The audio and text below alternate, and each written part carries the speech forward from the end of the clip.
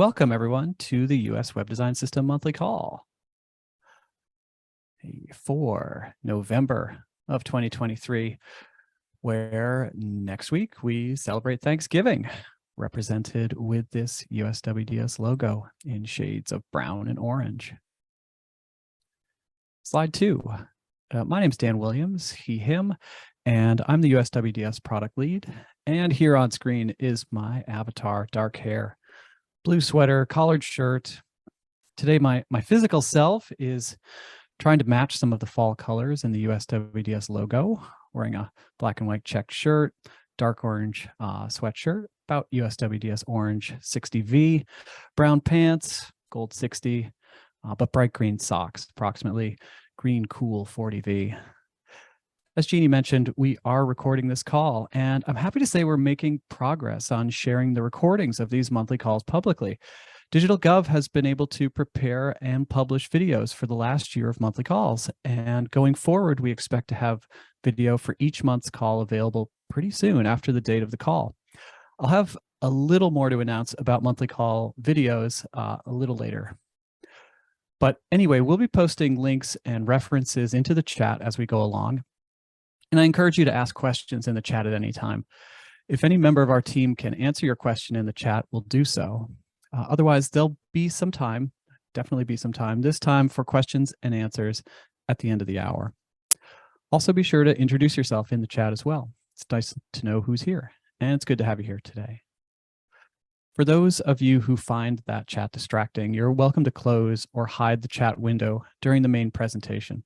You can reopen it later during the Q&A session at the end of this call. So thanks. And with that, let's get started. Slide 3. So what's our agenda for today? First, we've got a couple nice site launches and a couple quick product updates as well. Then we'll discuss some of the next steps we've taken based on the usability research we talked about last month. And this month, I'm pretty confident we'll have time for Q&A at the end. Slide 4. So let's get into it with site launches. Slide 5.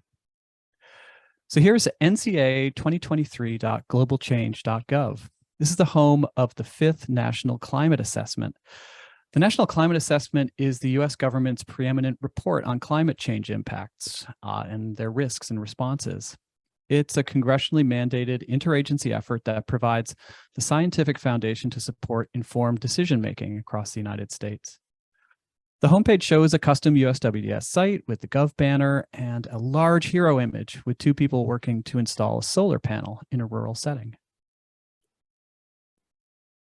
Slide 6, beta.get.gov.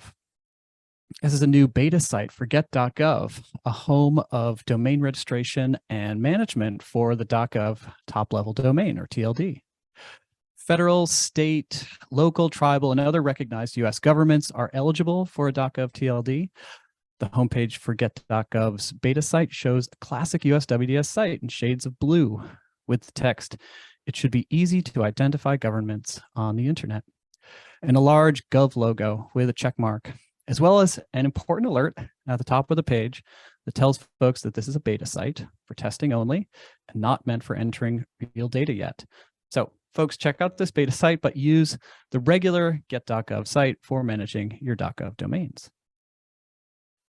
Slide 7. So congratulations and great work.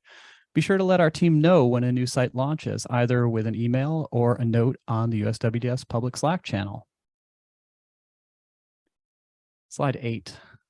Now let's look at a few quick product updates. Slide 9. We released USWDS 3.7.0 last week. Nice release focused on a couple important accessibility updates and improvements to the interactivity of some of our components in modern dynamic applications. Slide 10. Sort of just the key improvements in 3.7.0. We improved JAWS keyboard navigation in the date picker, improved the keyboard navigation in the range slider, added units data to the range slider, allowed custom language content in file input, improved the teardown of modal in dynamic applications. We improved the initialization of the Gov banner, and we added a X social media icon as well. And there are a few other nice bug fixes and improvements in 3.7.0. Why not stay up to date? We've also got 3.7.1 in the pipeline right now, and it's mostly focused on a number of great small improvements from the community. If you're interested, we're posting a link to that release milestone in the chat. 3.7.1 will probably be out after Thanksgiving, and with any luck, we'll get to 3.8.0 by the end of the year. We just dropped the 3.8.0 milestone in the chat as well. These could change a bit, but this is what we're planning. Slide 11.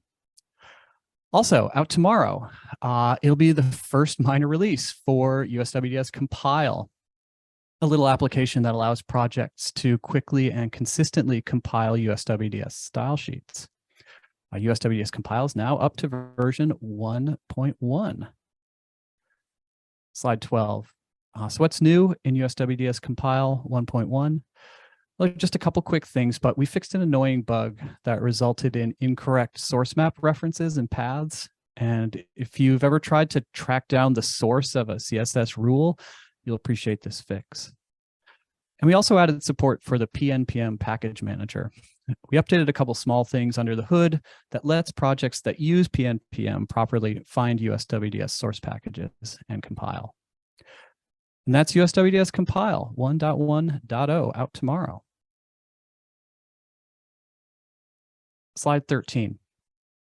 And so as I've hinted or somewhat explicitly mentioned earlier in the call, we now have the last year of USWDS monthly calls available online. And now you could get to them via Digitalgov or via your friendly streaming video service. But we think there's also a benefit to getting these videos on our own site. So now we have a monthly calls section of our website. Oh, pardon me. So now we have a monthly calls section of our website at designsystem.digital.gov/about/monthly calls. We have all the monthly calls from 2023 available, and we'll be adding more in the future. We also directly link to each monthly calls slides, as well as to the script and event information on Digitalgov. And as we move forward, we'll be thinking about other improvements to this page, maybe adding direct links to different sections of the video or providing links that we presented in the call or other related materials. This should be just the beginning of making the information in these monthly calls more findable and more integrated into our website. So that's pretty cool. I'm excited about that. Slide 14.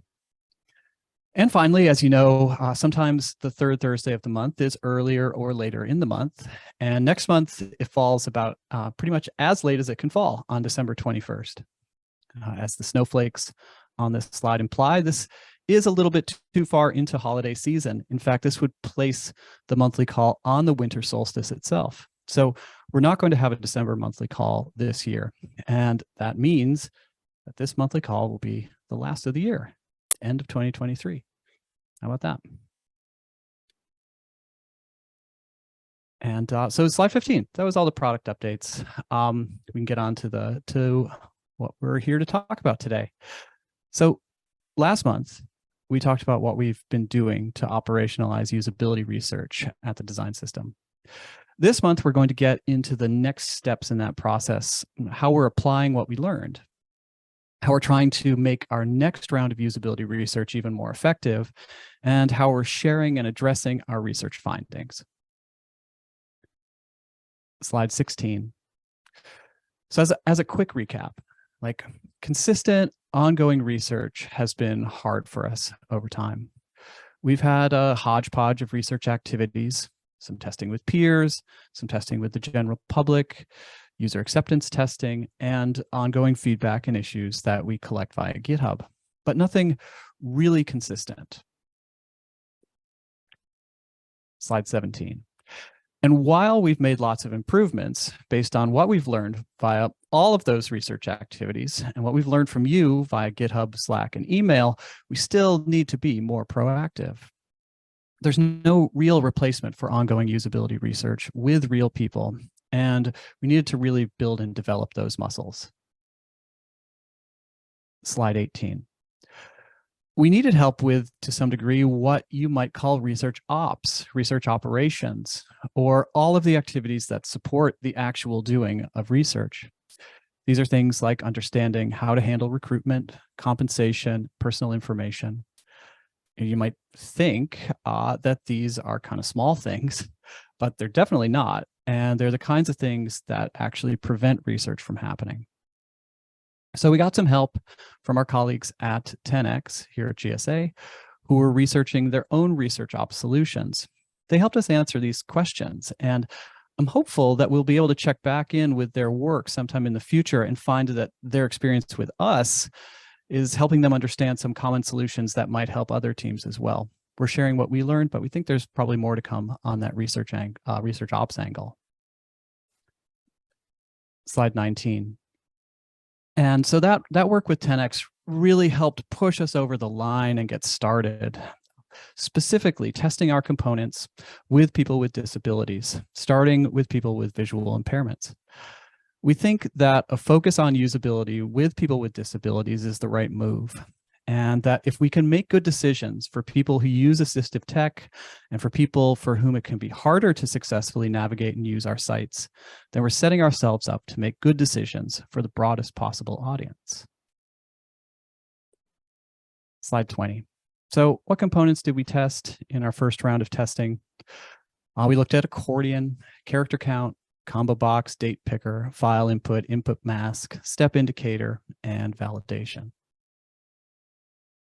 Slide 21. And the result of that was that we found a range of usability friction with our components. Some had little to no friction. We found the least friction in accordion and step indicator. We found minor friction in character count and file input. And we found the most friction in combo box, date picker, input mask, and validation. We also noted that even though we weren't explicitly testing buttons and the Gov banner, they were in the prototype that we were using for the research activity. And we noticed that these items could use a bit more research themselves, particularly when it comes to the distinction between buttons and links. Slide 22.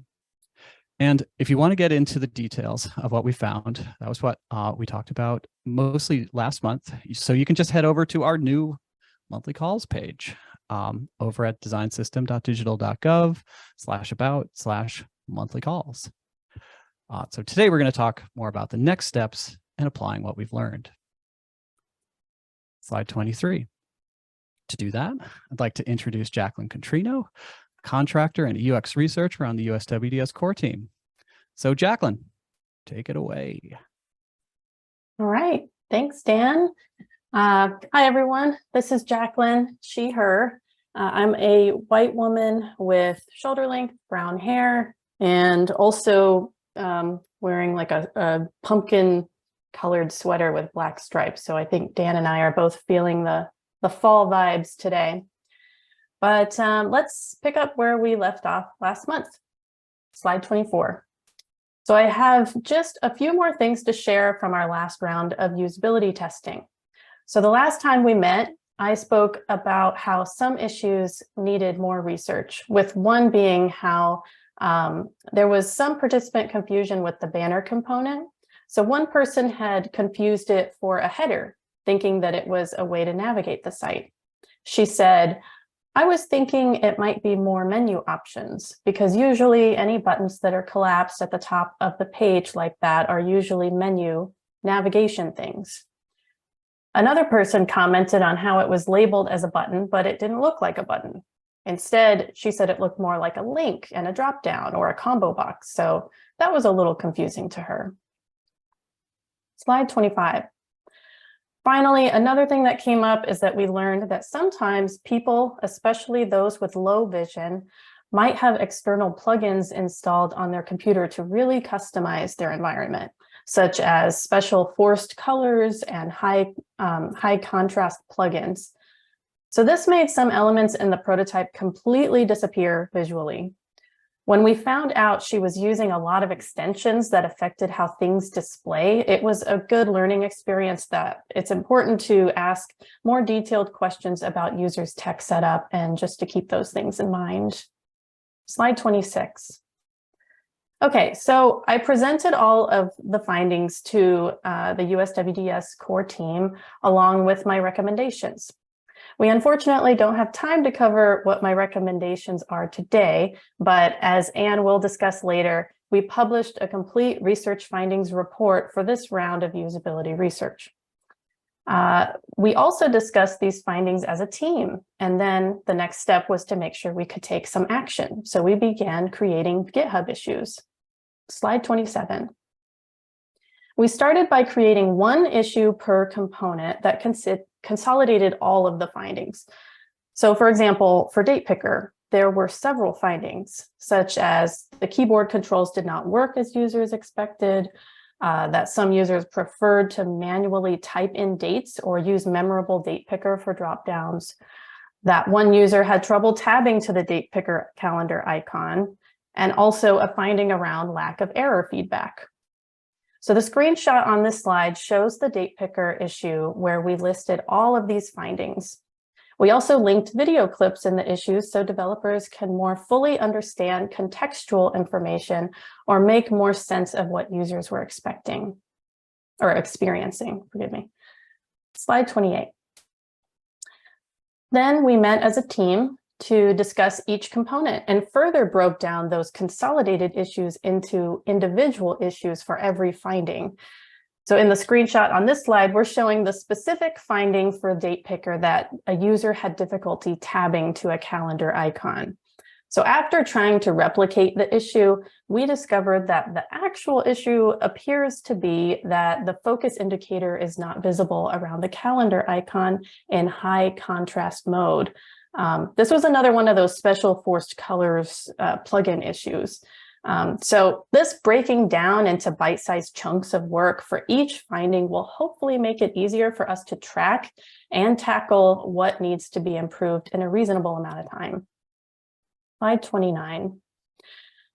So we learned a lot about how some of our components are currently performing for visually impaired participants who use assistive technology. But testing component performance was only one of our goals for this research project. Another goal was that we wanted to test drive the process of testing itself. So what did we learn when it comes to how to plan and run these types of tests? And how can we keep getting better at operationalizing usability research with people with disabilities? So in the next section, we'll talk about our key lessons learned and also share some best practices for testing with people with disabilities. Slide 30. First, let's talk about logistics. The first lesson we learned had to do with project timing and scoping. Slide 31. We realized early on that things can typically take a little more time and to plan accordingly. More time was needed at the beginning of the session for setup. We needed to ask questions about the full tech setup that they were using, such as their device, assistive tech software, operating system, and browser. And we knew that going in, but now we also know that we should ask about any external plugins that they may be using that enhance accessibility, like forced colors or high color contrast plugins that we've talked about. Setup also includes things like making sure all the tech was working as needed. For example, we had to make sure we could hear their screen reader. So we had to test that and ask some participants to rely on their microphone and speakers of their device rather than using their headphones. You also need to build in time for doing any needed troubleshooting or guiding them in how to use the video conferencing software platform, and also for verbally going through the consent form if needed, which we did do with one participant who had trouble accessing the form ahead of the session. Plus, we still go through all the usual things you would cover in any usability testing session, like explaining the study purpose, letting them know they can stop at any time, etc. So just covering everything takes time. Slide 32. But even though you need to plan for more time for tech setup, that does not mean making the sessions extra long. Our sessions ended up being 1 hour and 20 minutes, which was really the limit of what we recommend. It can be very taxing on everyone involved. So now we're going to aim for tests that take no longer than 1 hour. We simply need to plan to scale back the scope of our testing goals to stay within a reasonable time limit. We originally wanted to test 9 components in one test, but that proved to be just too much. So going forward, we will plan on testing between 4 to 6 components per test, depending on component complexity.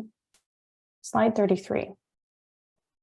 We also learned that there are a lot of steps to follow on the actual day of testing in order to keep things running smoothly. So we captured those steps in our new testing day checklist. We included a version of this checklist on our GitHub wiki page, so anyone in our community can use it. Slide 34. Some examples of the types of things on our testing day checklist include the things that you should do before the actual session starts, like making sure you have tabs open for all the materials you're going to need during the session, like your script. And special note on that, be sure your script appears on the screen where your camera is, so you appear to look at the participant as you talk. So no side face. Have a tab open for any prototype you're using, and also a tab for your notes document, although this may be less important for the facilitator. Relatedly, close any unneeded tabs to reduce clutter.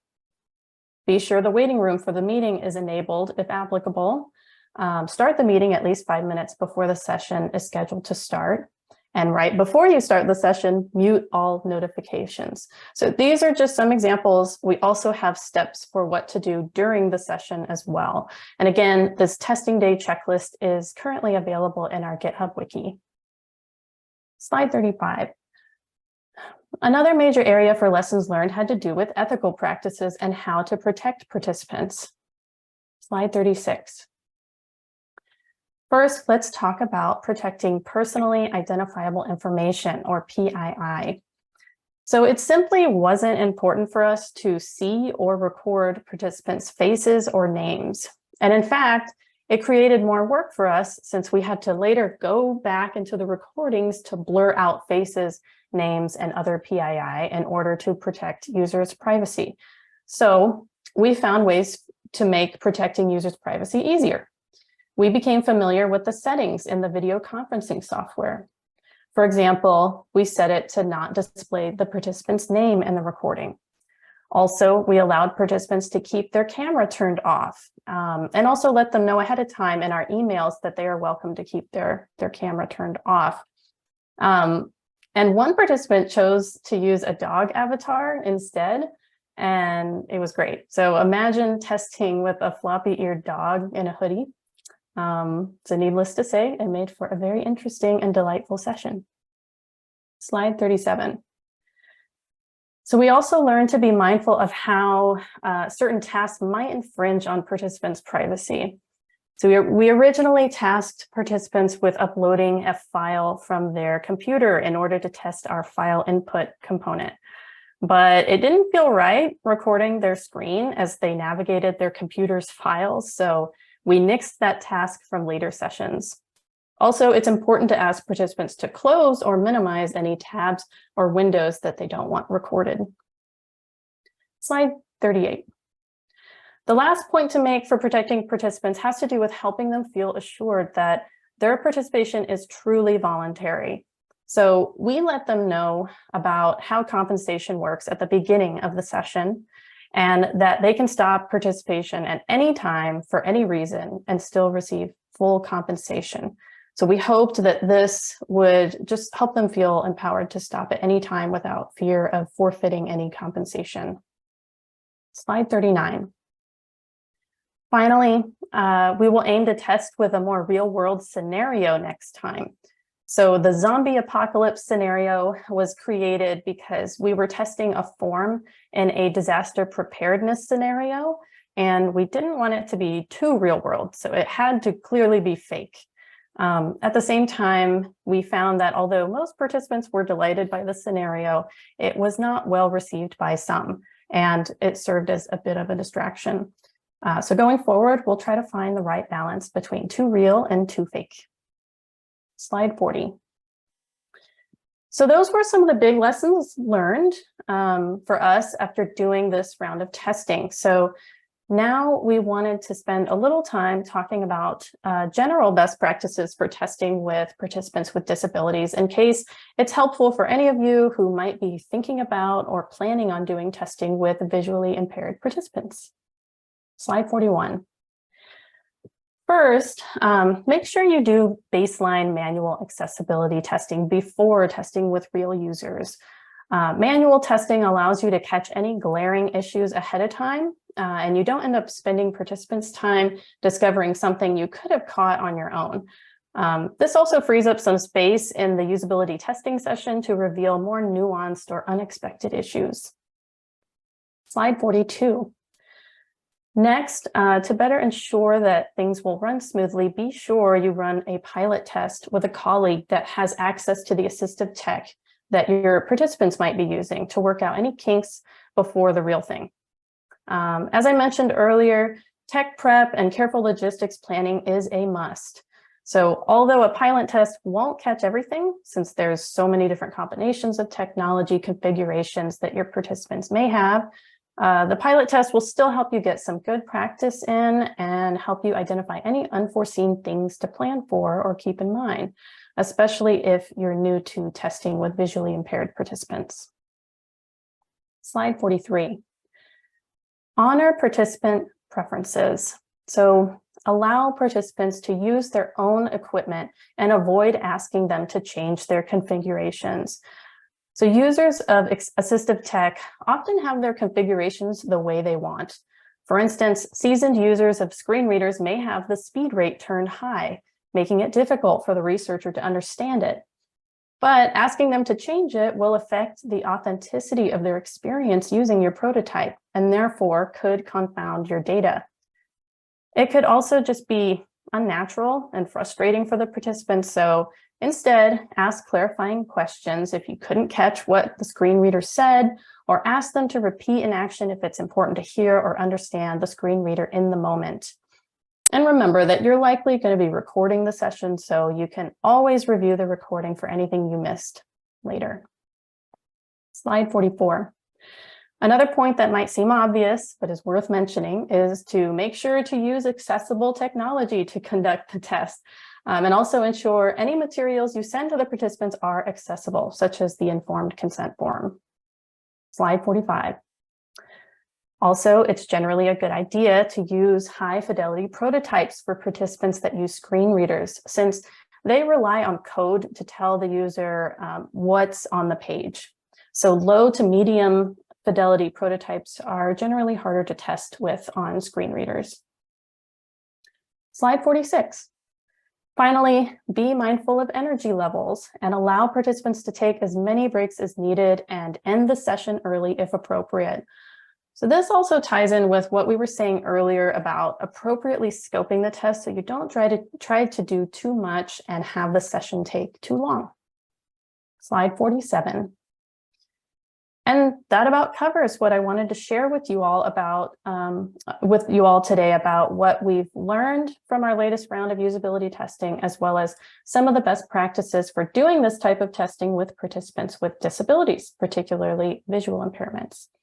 So there are some great accessibility guides and resources on digital.gov. So we do encourage anyone interested to check those out. And now I'll turn it over to Anne to talk more about where USWDS is going from here. Thanks, Jacqueline. Hi, everyone. I'm Anne. My pronouns are they, them.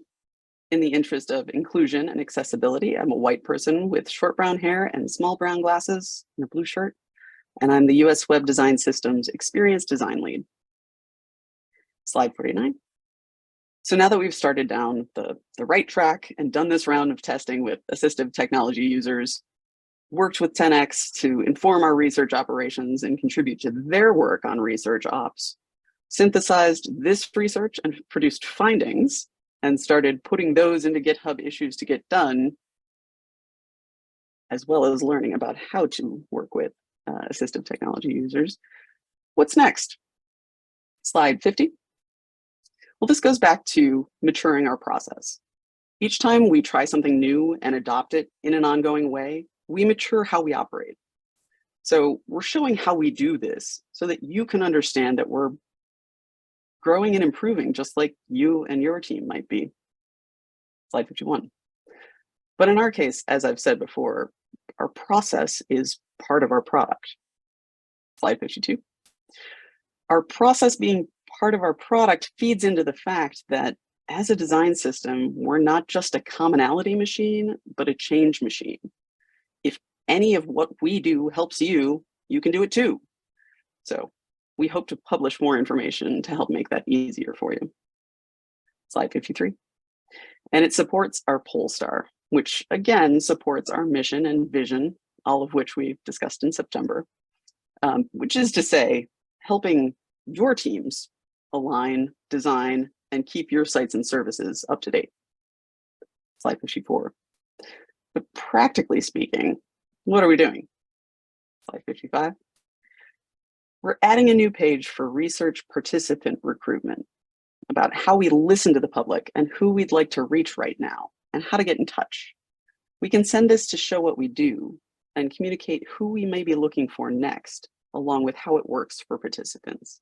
On the right here is a draft of what we're working on right now. Slide 56. We're working to set up a cadence of this research and testing also. For our accessibility audits, for example, that will be each component every 12 to 18 months. But we'll also be doing various types of research like this at least once a quarter, including with components directly. Slide 57. And I should note, we've done all this research and continue to, but right now it's not widely available. So now we're publishing it on our site so that you can understand what we have tested and what we haven't, and when, as well as how recently. Our research page here will serve as the centralized place for that information. That's live for you to look at right now, and here's part of it on the right. This page is our new overview and a place to centralize our research work. Slide 58. In terms of individual research rounds documentation, you can now see those usability research findings on our repositories wiki. And we'll be linking to those findings from relevant component pages and the research page. So that's what is on the right here, or at least part of its summary. Slide 59. We also need to be transparent when we find problems. So we'll be adding a known issues section to the pages of those components. On the right here is a prototype of that based on the main component page for the date picker. It has an alert box in blue with an icon which notes that testing has found some issues, then a link that takes you to a section lower on the page. Slide 60. So on the right here is the section from when you jump down, showing a section with the header known issues that lists two findings from this round of usability testing. Then it links to issues on GitHub for more detail. Slide 61. We want to be obvious about what we found and our next steps so that everyone can make informed decisions about each component. So that means publishing our research, linking to it from our site, continuing to talk with you, our community, as we keep improving our process. Slide 62. As for what we want to change prompted by this round of research, the findings with clear improvements we'll make are now trackable, actionable, and visible in GitHub, which helps them get them into future releases. But not everything we found necessarily has clear solutions. So we'll do further research on that in the future. We're also in the process of setting up our next round of usability testing, in which we'll likely cover some other components. But also, now we know we can provide all of this research from our research page. Slide 63. So, looking back to our relevant roadmap item, I'll quote it, establish ongoing accessibility-focused usability testing, You could please note the after item under milestones that's highlighted here. We've done the first and the next items, and this after item, again, I'll quote, perform ongoing testing and share our process with our community, is literally what we did today and in our October call. So big check mark for this item generally, although the ongoing portion still has to be, well, ongoing. You can check us on this in the future. Slide 64. So we're making progress, bit by bit, so to speak, improvement by improvement. Slide 65. So onward. Let's keep moving forward. We've made this progress, so now we can do it again and again. We can operationalize it to get it into our way of working. Once it's in our culture and regular work cycle, it becomes sustainable over time. And hopefully in yours too. With that, I'll pass back to Dan. Hey, thank you, Anne. And thank you, Jacline, as well. So, all of this stuff is, we know that it's really important to you, and it's also really important to us.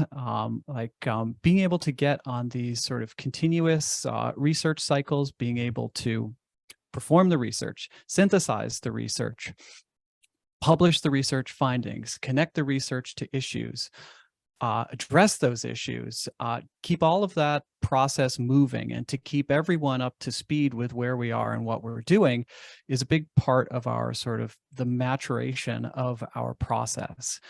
And we say it a lot, and it's perhaps tedious to hear that the process is part of the product, but I think this is where it really begins to seem more real, and the value of that is more obvious. Like, as much as we're able to tie the process into what we're able to show on the website and what you're able to draw from in making your own decisions, and perhaps being able to do some of your own usability research, like, it just makes everything more obvious. It makes the design system more predictable. It makes the issues that we find more transparent, so that you're able to make better decisions for your own process and for your own project and for your own applications. So it's really important to us, and it's just one of the things that we're working on now that I think will help to mature the design system and to be a better solution for teams as we move forward into the next year.